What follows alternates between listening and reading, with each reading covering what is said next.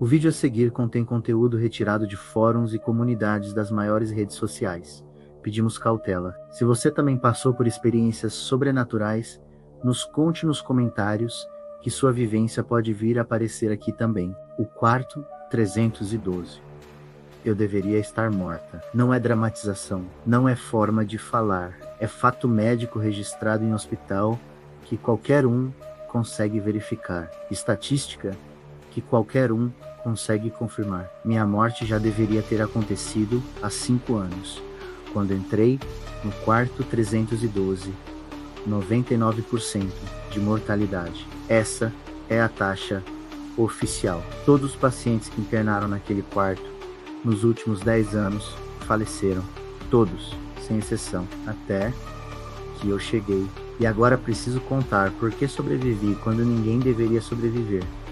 Preciso contar o que vi naquele quarto. Preciso contar o que senti. Preciso contar porque ninguém acredita no que realmente acontece dentro daquelas paredes. Porque não é normal.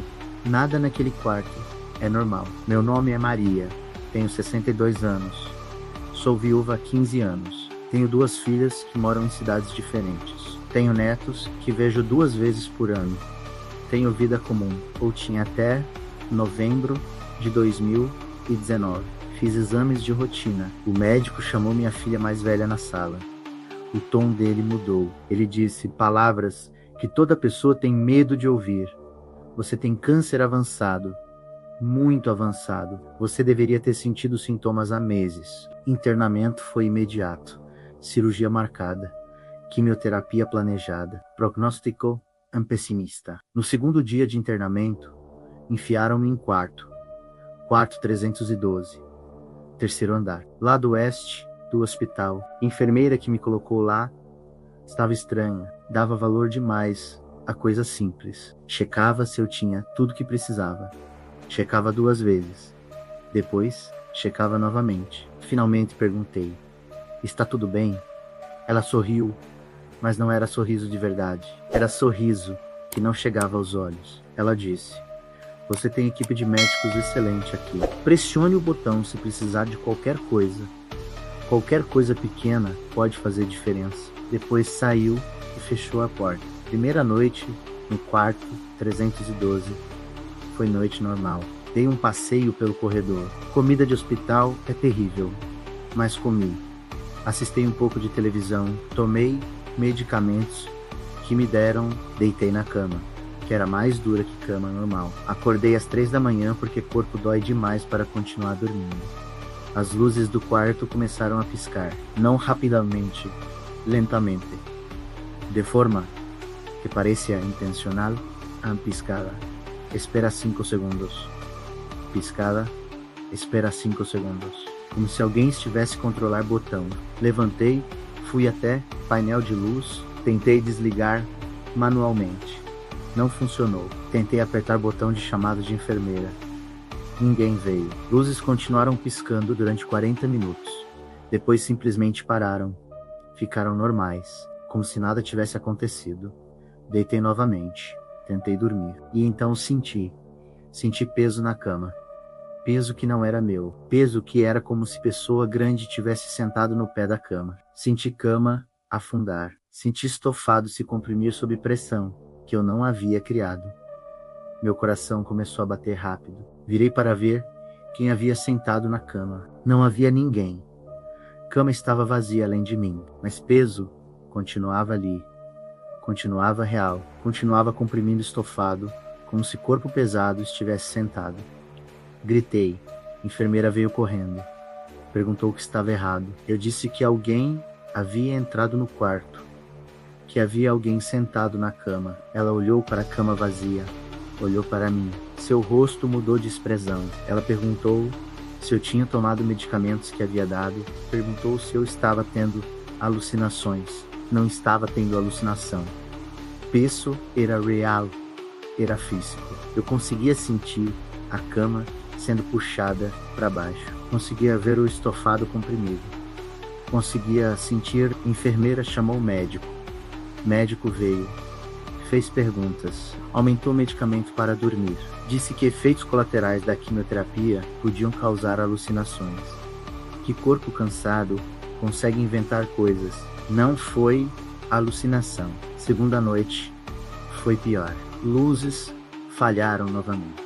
Desta vez, não piscaram. Simplesmente apagaram. Quarto ficou escuro completamente. Escuro que era além de escuro de quarto normal. Era escuro que parecia ter peso. Era escuro que parecia estar respirando. E apareceu cheiro. Cheiro como fósforo acesso. Aquele cheiro químico de palito de fósforo que acabou de riscar. Aquele cheiro que enche nariz e garganta. Aquele cheiro que é quase tóxico. Procurei pela fonte. Procurei pela janela. Procurei pelo chão. Procurei pela porta. Cheiro vinha de todos os lugares e de nenhum lugar ao mesmo tempo. Apertei botão de chamado.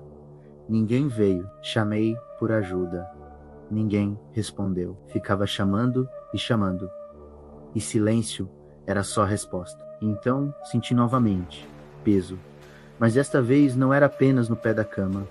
Desta vez era mais perto. Desta vez era no meio da cama. Como se a pessoa tivesse se movido. Como se tivesse se aproximado. Sentia a cama afundar. Sentia a pressão progredindo em direção a mim. Sentia como se corpo invisível estivesse se rastejando pela cama. Gritei de novo. Gritei de forma que minha garganta doía. Gritei de forma que sentia como se grito saísse do pulmão mais fundo que existia. Luz voltou. De repente, como se alguém tivesse puxado o interruptor. Cheiro desapareceu. Peso desapareceu. Cama voltou a ser normal. Enfermeiras explodiram porta. Perguntaram o que tinha acontecido. Disse tudo. Disse sobre luzes.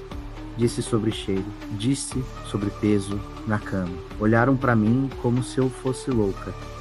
Enfermeira-chefe disse que não havia ninguém nos corredores. Disse que ninguém escutou nada estranho. Disse que havia verificado o circuito elétrico. Luzes estavam funcionando normalmente. Mas eu sabia a verdade. Eu havia sentido. Não era alucinação. Não era medicamento. Era coisa real acontecendo naquele quarto.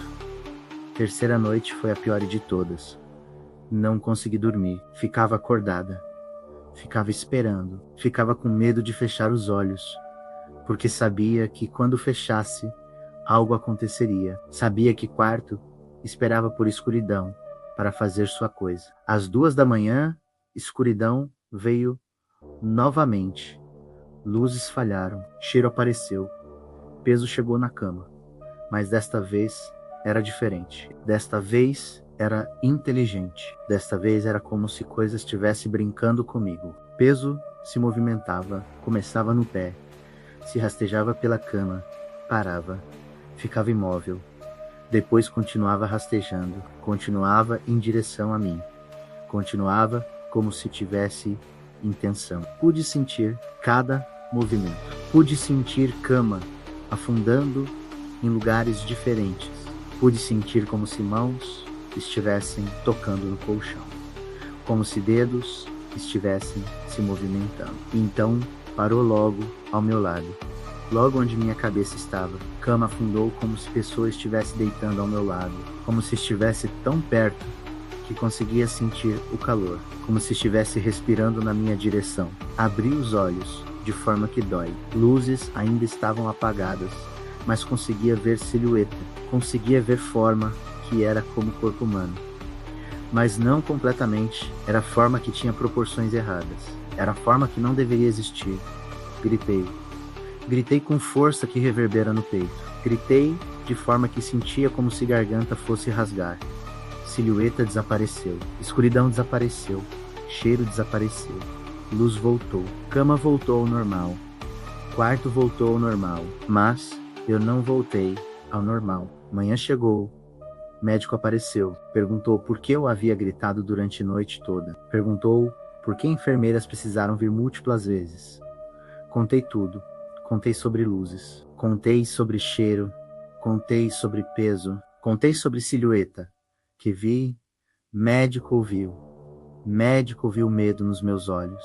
Médico percebeu que não era alucinação. Médico ficou silencioso por tempo muito longo. Depois ele perguntou: Você sabe por que esse quarto tem taxa de mortalidade tão alta? Disse que não sabia. Disse que havia assumido que era porque pacientes internados ali estavam em condição mais grave. Disse que havia assumido que era caso. O médico respirou fundo. Ele disse: ninguém sabe realmente. O hospital construiu expansão oeste há 10 anos. Quarto 312 foi aberto há 10 anos. Taxa de mortalidade começou após o primeiro paciente. Cada paciente que entra ali deteriorou-se rapidamente. Morre em média 4 dias após internamento. Perguntei se era assombração. Perguntei se era coisa real. O médico não respondeu diretamente. Apenas disse: você deixou o quarto 312 hoje. Você vai para quarto diferente. Você vai sobreviver a isso. O quarto novo estava 2 corredores adiante. Quarto normal. Sem pesos na cama. Sem luzes falhando. Sem cheiro de fósforo. Passei 2 semanas ali. Fiz quimioterapia. O corpo respondeu. Resposta foi positiva. Cânceres começou a encolher. 6 meses depois, estava em remissão. 1 ano depois, estava curada. 5 anos depois, continuo viva quando deveria estar morta. E continuo pensando sobre quarto 312. Continuo pensando sobre peso na cama. Continuo pensando sobre silhueta que vi. Continuo pensando sobre por que foi embora quando gritei. Continuo pensando sobre por que deixou eu sobreviver, porque coisa naquele quarto é inteligente. É seletiva, é predadora em forma que é além de compreensão. E escolheu não me tomar naquela noite. Escolheu deixar eu lutar. Escolheu deixar eu vencer. Ou talvez tenha vencido de forma diferente. Talvez tenha comido algo que não era meu corpo. Talvez tenha se alimentado de medo que sentia. Talvez tenha bebido o desespero que transbordava daquela cama. Porque quando sai do hospital, era como se algo tivesse sido tirado de mim. Como se parte de mim tivesse permanecido naquele quarto. Como se coisa ali tivesse levado embora pedaço da minha alma. Continuo viva.